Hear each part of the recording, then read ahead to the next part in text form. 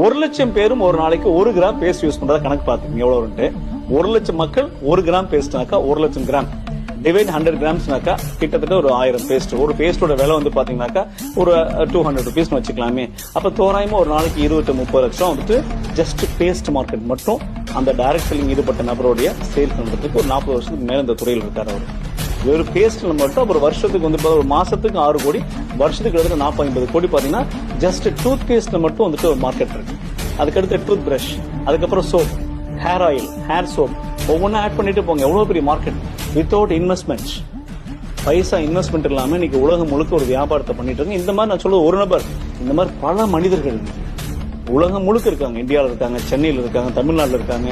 So many people என்ன சொல்றேன்னா உங்களுக்கு எக்ஸாம்பிள்ஸ் கொடுக்க முடியும். சோ இது வந்து ஒரு சரியான தருணம் அப்படிங்கிறதுக்காக உங்களுக்கு வலியுறுத்தி சொல்ல ஆசைப்படுறேன். இந்த எஃப்எம்சிஜி இண்டஸ்ட்ரி அப்படிங்கிறது இன்னைக்கு ரொம்ப வேகமா வளர்ந்துட்டு இருக்கு. அது கூட சேர்ந்து இந்த நேரடி வர்த்தகம், ரொம்ப குறிப்பா சொல்லணும்னாக்கா நேரடி வர்த்தகத்துறை இன்னைக்கு ரொம்ப வேகமா வளர்ந்துட்டு இருக்கு. யாரெல்லாம் இந்த துறையில ஈடுபட்டு இருக்கீங்களோ நீங்க எல்லாருமே இன்னும் இந்த வியாபாரத்தை நல்லா புரிஞ்சு வியாபார நுணுக்கங்களோட சரியான முறையில இந்த வியாபாரத்தை பகுதி நேரமா செஞ்சீங்கன்னாக்கா மிகப்பெரிய வெற்றி உங்களுக்கு காத்துட்டு இருக்கு.